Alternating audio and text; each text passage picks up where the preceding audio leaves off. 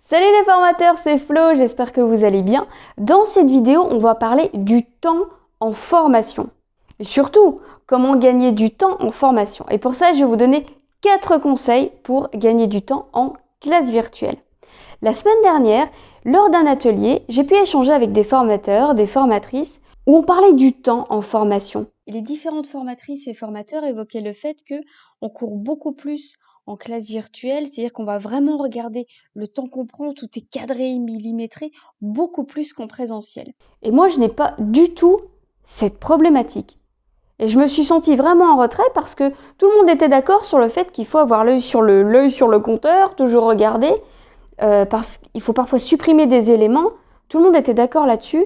Et moi, je me suis dit, eh ben, pas du tout. Moi, mais pas du tout. C'est-à-dire que soit je finis à l'heure, soit je finis très en avance. Mais vraiment. Qu'est-ce qui fait cette différence? Eh bien, en creusant un petit peu, j'ai compris.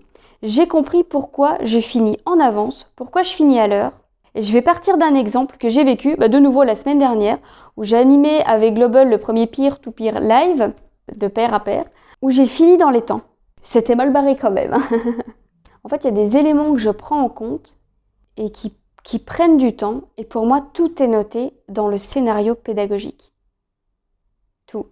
Je note tout. La découverte de l'environnement, l'accueil des participants.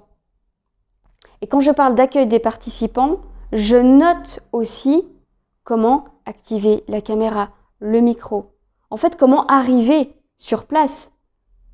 Et ça, on l'a pas en présentiel. En présentiel, les gens ouvrent la porte, ils entrent dans la salle, bonjour, bienvenue, installez-vous. Ça va vite. Et en fait, ils arrivent là avant l'heure. La plupart des personnes, en présentiel, ils n'arrivent pas en retard. Ou alors, il y a eu un souci de train, de bus, des choses comme ça. C'est plutôt rare. En présentiel, ils attendent d'entrer dans la salle. Ou ils ont l'accès à la salle de formation un petit peu avant. Donc, les quelques minutes avant, c'est ce moment informel, ils s'installent, ils s'assoient, ils sortent leur carnet, le stylo, on discute un petit peu. En classe virtuelle, il y a déjà des choses très différentes. En classe virtuelle, c'est un peu différent parce que certains formateurs vont laisser la porte ouverte, en fait, comme on le fait en présentiel, c'est-à-dire qu'on va laisser les gens arriver au fur et à mesure. Moi, c'est ce que je préfère, comme ça on peut échanger de manière informelle. Bonjour, comment allez-vous? Tiens, je vous explique déjà comment fonctionne l'environnement. Voilà comment on active la caméra, le micro. Vous en êtes où? Café, machin. On discute un petit peu de choses et d'autres. Et ce qui me permet, au moment où l'heure commence, on a déjà discuté, on a déjà échangé. J'ai déjà montré comment activer la caméra et le micro. Donc en fait, quand il est 9h, on commence. Alors que d'autres formateurs vont se dire, il est 9h, j'ouvre les vannes et là, je laisse entrer tout le monde. Mais c'est comme si en présentiel, vous ouvriez la porte de votre salle de formation à 9h. Mais il faut le temps que tout le monde entre, s'installe, on regarde un petit peu qui est là, je les connais pas, je sors mes affaires, il y a déjà 10 minutes de passer, en fait. Et ça, il faut le prendre en compte. Et même si vous notez, allez, l'accueil, 5 minutes où je vais donner, expliquer comment fonctionne l'environnement, les objectifs, le programme, en 5 minutes, pour moi, c'est irréalisable. Il faut au moins 10 minutes. Pourquoi? Eh bien, tout simplement parce que il y a encore des personnes qui vont arriver un petit peu en retard, parce qu'en distanciel, on est un petit peu moins ponctuel qu'en présentiel. Donc il y a déjà des retardataires, il faut le temps de pouvoir expliquer l'environnement, et ça va prendre 2 bonnes minutes, pour ceux qui ne connaissent pas l'environnement. Si vous expliquez le programme, il y a forcément des personnes qui vont intervenir, l'objectif aussi. Ils vont se dire, tiens, moi j'ai reçu tel email, machin. C'est là où on se dit, ah oui, est-ce que vous avez reçu l'email de la feuille démarche de membre? Ils vont aller voir, ça y est, vous avez bouffé vos 10 minutes. Pour moi, la plus grande erreur, quand on prépare un scénario pédagogique, c'est de se dire, non, je ne prends que 5 minutes pour faire ça. Oui, mais réellement, sur le terrain, ça donne quoi? Ça donne 10 minutes. Donc je note en fait dans mon scénario que ça va prendre 10 minutes. Et je trouve que c'est une erreur qui est trop souvent commise. On se dit, ça, je peux le faire en 10 minutes. Ok, tu peux le faire en 10 minutes, mais ça prend réellement combien de temps? Et je prends l'exemple d'un atelier, mais c'était pas vraiment un atelier, c'était un échange de pair à pair. Voilà, c'est le premier peer-to-peer live que j'ai pu animer avec Global, où on parlait de ludopédagogie. Au départ, quand on a préparé cette intervention, Enora me dit, tu as une demi-heure pour faire ta présentation et il restera un quart d'heure pour les questions-réponses. Très bien. Et la question que je me suis posée, merci Pascal Aumont, quels sont les 3 grands messages que je veux faire passer? Donc j'ai trouvé mes 3 messages, allons à la simplicité, valorisons l'autonomie et intégrons le jeu en formation. Voilà, ça c'était mes 3 grands messages. J'avais une demi-heure pour le faire. Vous allez me dire, c'est facile, ça fait 10 minutes par message. C'est ce que je me suis dit aussi. Donc j'ai construit mon discours. Alors pour construire mon discours, c'est facile, je tourne autour de la table de mon salon et je parle. Qu'est-ce que je veux dire sur la simplicité? Et là, je m'imagine en train de faire mon discours. Ce qui me permet, et je fais ça tous les jours, ce qui me permet de me dire, ah, tiens, j'ai envie de parler de ça, ça c'est important pour moi, je veux que ce message passe, je vais utiliser tel exemple, telle métaphore, et je tourne comme ça. J'ai fait cet exercice-là pour me rendre compte aussi de combien de temps durait mon discours. Donc c'est fait de manière très spontanée. Bon, vous le savez, de toute façon, je suis spontanée, naturelle. Je n'aime pas quand c'est trop préparé, en tout cas d'un point de vue discours. Et en m'entraînant, mon discours tient 10 minutes sur les 3 sujets. J'ai une demi-heure pour le faire, mais réellement, il me faut 10 minutes de blabla. Je m'entraîne tous les jours, ce qui me permet d'améliorer mes exemples, de trouver d'autres exemples, d'autres métaphores, d'avoir d'autres idées. Et puis, vient le moment où je crée mes slides. Je vous rappelle que j'ai une demi-heure. J'ai créé combien de slides? 5. J'ai créé 5 slides pour ma présentation d'une demi-heure. La slide 1, allons à la simplicité, où j'ai affiché des baskets. La slide d'après, où je donne les questions, donc en lien. Donc il y a 2 slides pour un grand message clé. La 3e slide, où je parlais d'autonomie. Donc là, il y a un petit garçon qui met ses chaussettes tout seul, avec les questions à se poser. Et il y a une dernière slide, la 5e, sur intégrons le jeu en formation. Et c'est tout. Vous allez me dire, c'est light la présentation. Oui, je sais que c'est light. Je sais que je tiens 10 minutes pour mon discours et j'ai 5 slides à présenter. On est large. Oui, mais j'ai posé une question qui a tout changé. Avant mon animation, je recontacte Enora et je lui dis concrètement, ça va se passer comment? Eh bien, on va te présenter. Tu fais ta présentation d'une demi-heure, ton intervention, et puis 15 minutes de questions-réponses. D'accord. Qui prend la parole?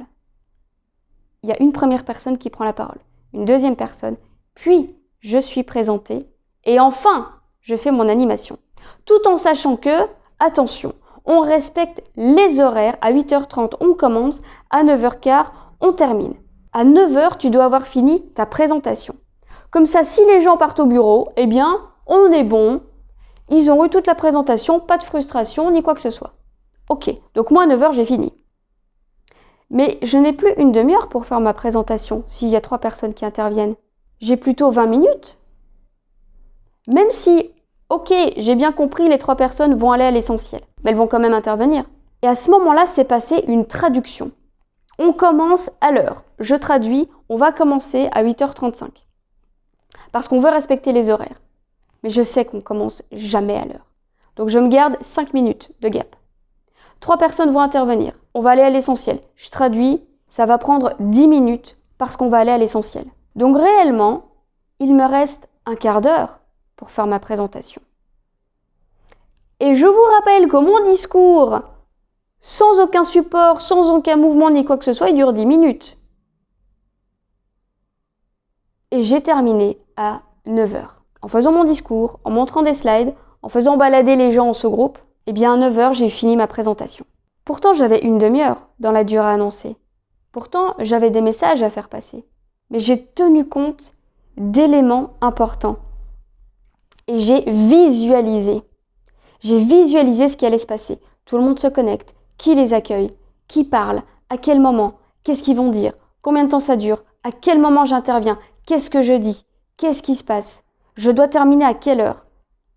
D'accord? Et en fait, en prenant en compte les éléments qui vont réellement se passer, là, je peux rédiger mon scénario pédagogique. Premier conseil, le scénario pédagogique. C'est là où tout se joue. Je note tout ce que je peux faire. Les personnes arrivent, je leur indique comment ouvrir la caméra, comment ouvrir le micro, comment on se repère dans l'outil, combien de temps ça me prend de montrer l'environnement, le temps que j'ai pour mon contenu, qu'est-ce que je donne, le moment où j'affiche les supports, combien de temps ça me prend, je les envoie dans les sous-groupes, combien de temps ça me prend. En fait, je note tout. Et là, mon scénario pédagogique, il est complet. Et là, j'ai vraiment les durées. Vous voyez toute la différence? Quand on m'annonce une durée, moi, j'enlève beaucoup de morceaux. Elle est là, ma clé à moi. C'est je garde beaucoup de temps au cas où il se passerait quelque chose. Et c'est pour ça que j'arrive à finir à l'heure. Parce que quand tout se passe bien, ok, on a fini à l'heure. Et là, je peux vous garantir, quand vous finissez un petit peu en avance, vous êtes le roi du monde, parce que tout le monde est très content. Et même si on finit en avance et que les personnes ont envie de rester, eh bien tant mieux, parce que ça nous permet d'échanger, d'aller un petit peu plus loin dans nos pratiques, de partager d'autres ressources. Alors d'autres ressources à la fin de la journée, je suis pas pour, parce que là, ça fait trop. Mais en tout cas, je suis détendue quand j'anime. Parce que je me dis, j'ai tout le temps qu'il faut. C'est quand même beaucoup plus agréable. Donc le premier conseil que je vais vous donner, c'est d'abord l'anticipation. J'anticipe, je visualise mon animation pour voir ce que je dois mettre dans mon scénario. L'erreur ici aurait été de respecter, d'écouter en fait ce qu'on m'a dit, tu as 30 minutes pour faire ta présentation. Mais non, dans la réalité terrain, j'ai pas 30 minutes, j'ai 20 minutes. On attend que les dernières personnes se connectent, donc on va garder quelques minutes, une ou deux, pas plus. Le temps que toutes les personnes interviennent, le temps que j'explique l'environnement, il faut que je le prenne en compte ça dans mon scénario. Donc je vais anticiper. Et pour ça, l'idéal est de visualiser. Comment ça va se passer? Tout le monde se connecte. Alors je demande aux personnes d'allumer la caméra, le micro. Alors j'explique comment fonctionne l'environnement. Je leur demande d'essayer et de me montrer. Là au moins je vois que tout le monde a bien compris. Maintenant je leur demande de faire ça. J'affiche mon PowerPoint. Je l'ai déjà téléchargé. Je sais comment le montrer. Et en fait je vais visualiser, mais même au-delà de ça, je vais tester. Donc premier conseil, l'anticipation. Deuxième conseil, référez-vous au premier conseil. L'anticipation, c'est la clé. C'est pour ça que mes formations, je les finis dans les temps et pas en retard. Je ne finis jamais une formation avec 10 minutes de retard ou avec 5 minutes de retard. Non, on finit à l'heure parce qu'on a un planning à respecter. Et quand je finis en avance, j'offre du temps à tous les apprenants. Et ça, c'est génial. Troisième conseil, annoncez moins de temps que ce qu'il y a réellement dans votre scénario. Pour tous mes travaux en sous-groupe, j'annonce 5 minutes. Vous avez 5 minutes pour faire cette action-là. Mais réellement, dans mon scénario, j'ai prévu 7 minutes. Donc, je me garde 2 minutes de battement, 2 minutes d'imprévu, 2 minutes où il y a un souci technique, où on me pose une question, où il y a un bavard. Quatrième conseil, je vais cadrer. Je cadre mes groupes. Je cadre mon activité. Je respecte mon timing. Vous avez tous les conseils maintenant. À vous de jouer. Bien, j'espère que cette vidéo vous aura plu. N'hésitez pas à me laisser un petit commentaire juste en dessous. Merci d'ailleurs pour tous vos likes, vos commentaires. Vous êtes nombreux à vous abonner. Eh bien, merci pour ça et bienvenue sur cette chaîne. Et moi, je vous retrouve la semaine prochaine pour une nouvelle vidéo.